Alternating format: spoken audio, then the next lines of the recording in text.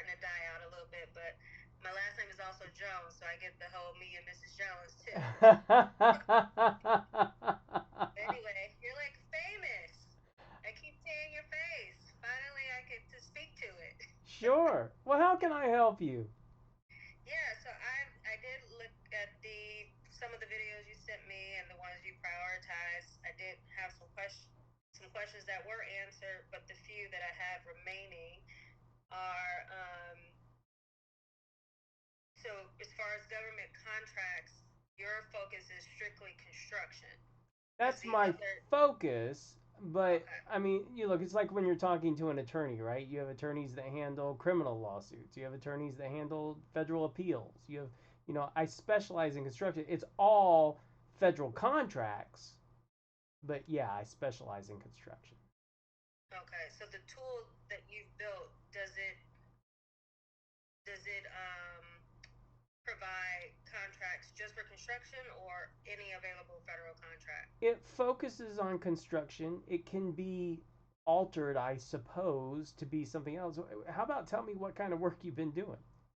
So I've been doing construction, but so I'm fine with that. It's just that I've run into other folks that are also providing seminars and courses for government contracting, and I realize that they're not picking a certain segment to focus on. They have a strategy, I'm sure. I was just trying to figure out why strictly construction versus other types of contracts. For instance, they're doing like longer term, 3 or 5 years. So they make the point that if you put in the time to get those types of contracts, at least you're almost guaranteed, work for 2 to 3 years from there. That's amazing. I would never suggest that. Yeah. So what's the downside to sourcing a contract that has a 3 or 5 year term? Well, the way I define it is the federal contracts that are, let's as an example, firm fixed price contracts. That's like dating the federal government. Doing long-term contracts is like marrying the government.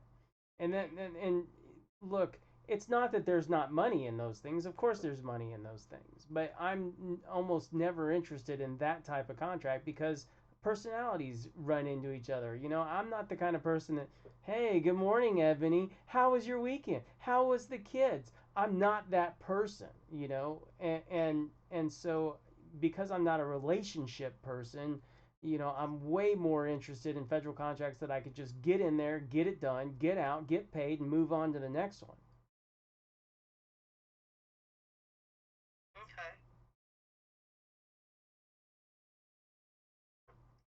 All right. Well, yeah, that makes sense because I also want to be more in the background anyway. So I didn't think of the 3 year term in that way. Like if something goes Well, wrong. and the other thing is that somebody that's trying to sell you something, they're going to sit there and say, hey, look at the dream in the sky. You're going to get a 3-year contract, and that's going to make things much more manageable over time. That's a bunch of cockamamie bullshit, and I'm just not going to try to sell somebody on the idea. Now, it's not that you can't use my stuff to go out and get multi-year contract. You can, but that's just not what I recommend. I can show you how to make a lot more money in shorter periods of time. Okay. Okay. Just wanted that clarity. Sure. Also for the workshop, I noticed that you broke it up into segments, which I'm grateful for. So as it becomes more affordable, then I could, buy the next segment to watch. You're talking But about school.com? yeah, Yes. I actually didn't do that. Somebody on my team did that, and they did it specifically to help somebody that might want to go along at their own pace. Yeah. yeah. So that's helpful. But one of the videos that I watched was a guy mentioned that the documents and the tools and all that. That's when I learned about the membership. Mm-hmm. Uh, so if I'm looking to start the workshops but not complete it over a short period of time, but want to start submitting bids, am I able to do the membership while I'm working through the workshop? No. Here's why. So the membership program is really three things, and one of the items is three things on itself. So the membership is primarily bid tracker. It costs us about $25,000 a month to operate bid tracker. And so, the memberships are what primarily fund that. So, number one, bid tracker. Number two, it's access to me 24/7. And what I mean by 24/7 is that if I'm awake and I can hear the phone ring, I answer it. And that's period. That has nothing to do with what time it is. That has nothing to do with what I'm doing. If I'm awake and I can hear it ring, I answer it. Primarily because people in the construction industry, they don't call a guy like me to ask about the weather in Austin, Texas, because they know I don't care about the weather in Austin, Texas. They call me because they either have questions or problems related to federal contracts. And contractors often are laying awake at night, putting their head, on the pillow and thinking, oh my God, I hope the steel shows up tomorrow. Or, geez, I hope Joe shows up on Tuesday. And there's really nobody in your world that you can have a meaningful conversation with about that kind of stuff, because even your best friend doesn't understand the mindset of a construction contractor. They can say, oh, I hope it all works out, and that's what a good friend should do. But calling a guy like me can offer you perspective, can give you ideas. You can bounce ideas off the wall and see if something sticks, and we can work it all out rather quickly. That's why I make myself so available. I only want to make myself available like that to people that have been through my training, the entire training, because otherwise I'm going to be saying things to you that you have no perspective on, and I don't want to have those conversations. The third part of the membership program is the part that I said is three parts. Number one, it's all the tools, templates, and technology that we developed over 30 years. Uh, I'm sorry, the membership program is three parts, and I'm giving you the third part. But the third part is all the tools, templates, and technology. It's the paperwork, it's the safety plans, the CQC plans, the subcontract agreements, the purchase orders. Um, it's just all the paperwork that we developed, technical proposals, all the videos on how to turn your bids in and make sure that they're responsive, and that kind of stuff. Plus, you get my personal telegram, you interact, you get my personal cell phone, all that kind of stuff. So I would, if somebody were to attempt to do what you were suggesting, I would just simply refund their money and say, look, there's no hurry, no rush to getting into this thing. Just go through it at your own pace. I'm going to be here for years. Okay? There's no rush. There's no fear of missing out. I will be here when you're ready. Okay. All right. And then the documents that will come with the membership, being that you said you haven't done contracts or whatever for 10 years or so, do they need a refresh, or have they been refreshed? So what I do is once a year, when I go to the beginning of the workshop, training stuff, and I do an update video, about 5 or 10 minutes, and I just talk about things like, listen, in the workshop, you're going to hear me talk about PPIRS. Well, guess what? PPIRS doesn't exist anymore. It's now CPARS. Okay? Or in the workshop, you're going to hear me talk about beta.sam.gov, or maybe FBO, FedBizOps. It's not FedBizOps anymore. It's all sam.gov. So I provide updates to things, but in the paperwork section, there's really nothing changed. The federal government's still using Form 1442s, 1449s, SF18s. The amendments are all the same. The paperwork really hasn't changed over my entire career.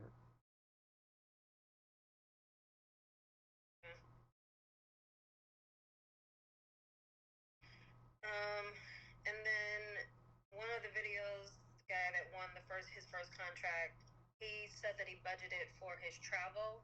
Would you suggest a site visit starting out? It depends on the situation, and I hate to give people in the construction industry an "it depends" answer, but there's a big difference between bidding a job that's just replace the siding on the building, okay, or replace a few windows, than a wind tunnel for NASA. So so it depends. Mm-hmm. For I would say this: if you go back and you look at the 20,000 federal contracts that my dad and I bid over our career, we only went to site visits maybe 100 times total.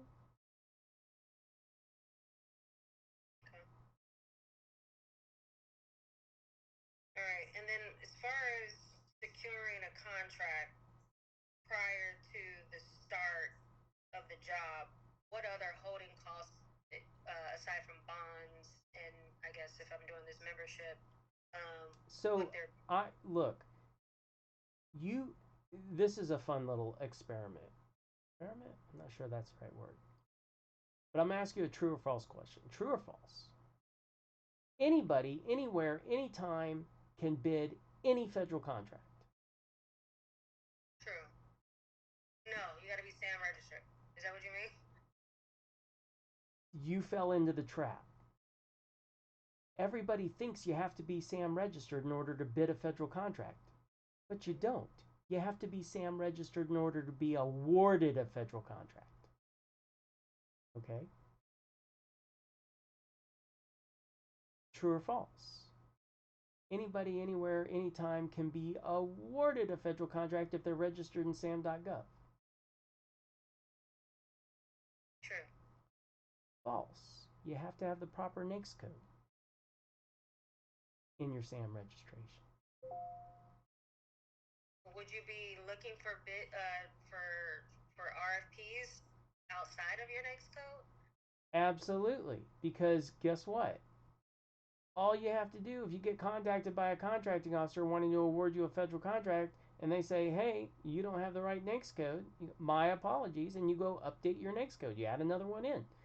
And it doesn't take your SAM registration offline. It'll just update. It takes about 24 hours, but it doesn't take you offline.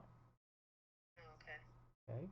So I can bid it without... So now, true or false? Everybody needs insurance in order to bid a federal contract. False. That's right. Okay, great. You don't need insurance to bid a federal contract. True or false? Everybody needs insurance to be awarded a federal contract. False. That's right. You have 10 days after the award to provide insurance. So, do you have to have bonding set up? Not necessarily, but one reason you might want to have bonding set up is that you know what your bonding limits are, so you know what federal contracts you can bid on. Okay? It doesn't cost anything. You don't carry a monthly bonding cost. You only get charged for the federal contracts that you win, and you want to provide a payment performance bond. Now, you don't need insurance to bid and be awarded a federal contract, but you will need insurance after award. And so I always tell people that if you don't have insurance, don't get it yet, so you're not carrying that cost while you're going through the bid process.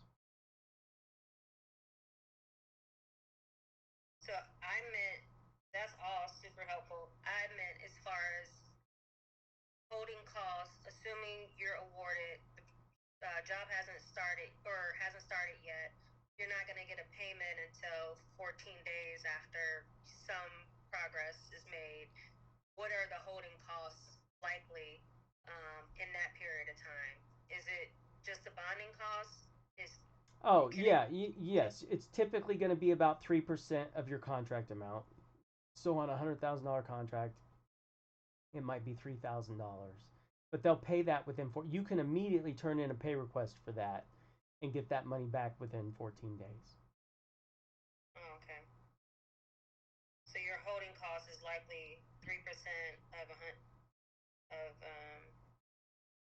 the contract price. Yeah, it does slide down the higher the contract award. So it might be 3% for the first 100,000, 2.5% for the next 400,000, that kind of thing. Okay.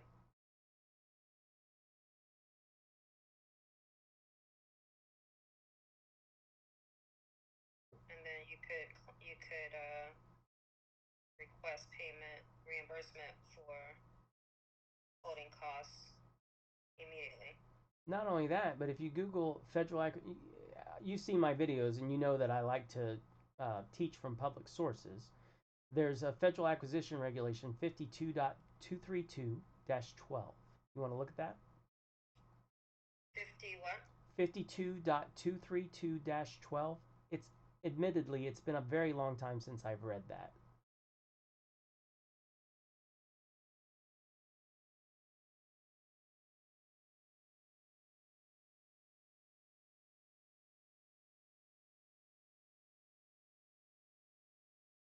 Okay, you said FAR 52.232-12.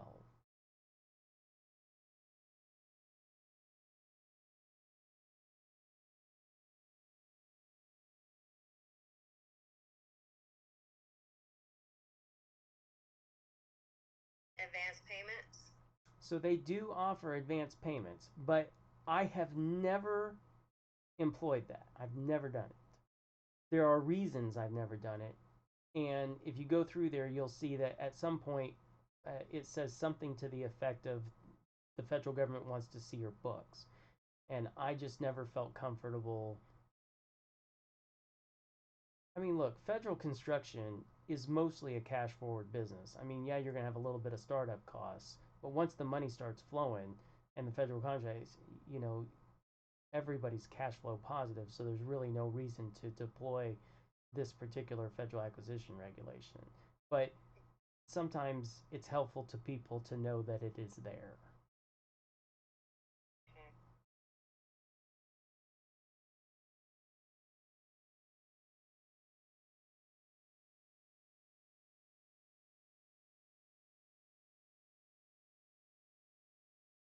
All right. And then as far as the bids, to be able to submit, and I don't know what time frame you were suggesting, 20 to 30 or so. Is that within a month is ideal? Typically, for starters, if I can just get somebody to do 3 a week, you know, but yeah, it's 1 in 20 is typical. I've heard everything from 1 in 7 to 1 in 35 to maybe 1 in 40, but over my career it was 1 in 20. Over my dad's career it was 1 in 23. Um, 1 in 20 seems to be the average. I just talked to a guy a couple of days ago. He said he got his first one on his 12th bid. So I talked to another guy. Said he got it one in the first 9 and 2 in the first 20. So it varies for everybody, but I don't want to say anything that's, there's just, it's different for everybody. Yeah. Okay. And then the question was the question. Um, oh, in order to be able to submit at that rate, my assumption is that you're not calling subs for quotes to submit a bid. It's a combination. I go way more deep in that about how to really do that in the workshop training itself. But you're right. It's a fair assumption that there's a lot of times that we're just putting together a number in our head. Mm-hmm. Okay. Okay. I mean, look, I find it very distressful that there are a lot of general contractors out there that are going out and getting a bunch of sub bids and then adding on, some marginal amount of overhead and profit on the thing and then turning a bid in. Because in that scenario, who is driving the cost, you or the sub? Mm-hmm. I'm not going to let the sub control my destiny. Okay? What I'm going to do is I'm going to get the job and I'm going to go down to the sub and say, this is what you're going to do this work for. And if you don't, I'm going to go across the street and talk to your competition. Do you want the thing or not? Yeah. That's way more powerful. Yeah. Okay. Well, that's encouraging. Because it'll just be me starting out and to get to. I haven't submitted a bid before, so I don't know what's the. I'm going to teach you how to turn in bids in less than 15 minutes. So what's the issue with 20 a month? Why wouldn't I be able to do 20 a day? There's no reason that you can't. I'm just not going to sit here on a Zoom call talking to a member of the public and say, motherfucker, you should be putting in 20 a day. Because it's going to make me sound spammy, scammy, and every other thing. But you're absolutely right. There is no reason that you can't. What is your risk for turning in a bid? Right. I'm asking you a question. Oh, none. That's right. 0. 0. It is not a contract. Got it. All right.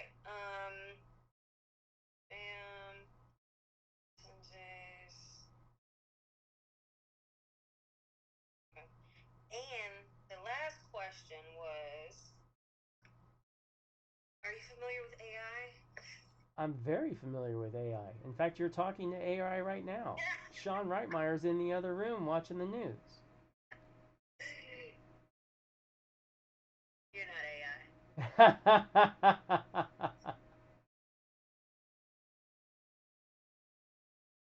Yes, Well, anyway, I'm familiar with AI. Go ahead.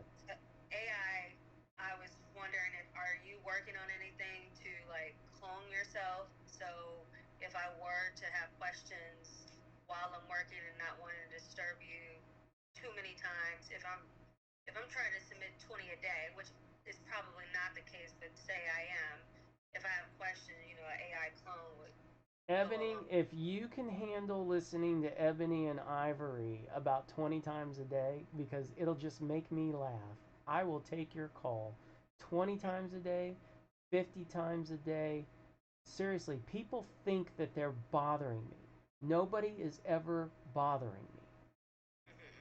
I really enjoy taking these phone calls. I really enjoy helping people in the construction industry take the next step. I often tell people that if you're spending more than 15 minutes on one specific task, okay, look, federal construction is 1,000 little 15-minute tasks, but no specific issue should take more than 15 minutes. If you're spending 15 minutes on something, you stop, pick up the phone and call me, and let me help you get past this or show you how to do it a little bit more efficiently, a little bit faster. Okay.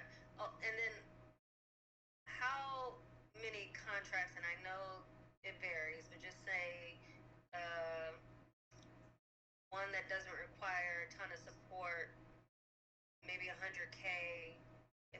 At what point do you think one person will reach her capacity?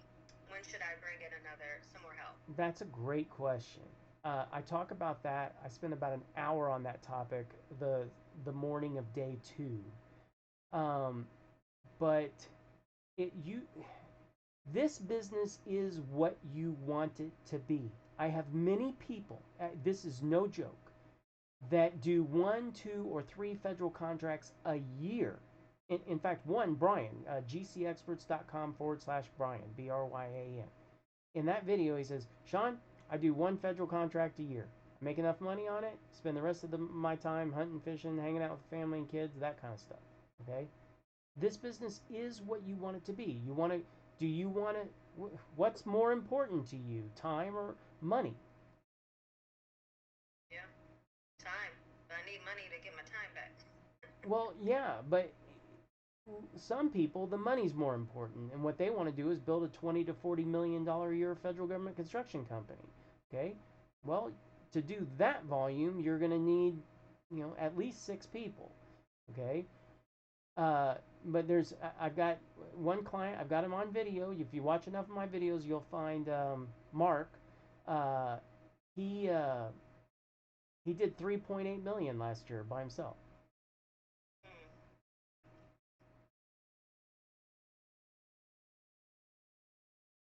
I wonder how much time he ended up committing to that. I'm sure he was working a lot. So is there a lot of administration required to complete a job Not from start any to finish? more than any other construction job. I mean, you're going to have to sit down and put together a schedule in some cases. You're going to have to turn in some paperwork to the federal government in some cases. I mean, it depends on the job. You know, one of my clients just did a 2 concrete pad for the National Park Service. They needed 2 new RV spaces in their RV campground or whatever, and it was 40 foot by 60 foot, 40 by 60. Yeah, I think it was 2 40 by 65-inch thick concrete pads. The guy went out there and did it in one day. Didn't have to do a schedule, didn't have to do any paperwork. They just wanted the concrete pads. Voila, here you go. Made 25 grand in basically one day. I mean, it took 3 weeks to get, schedule the job, get people out there, coordinate everything, that kind of stuff. But essentially, all the money was made in one day. Okay. All right.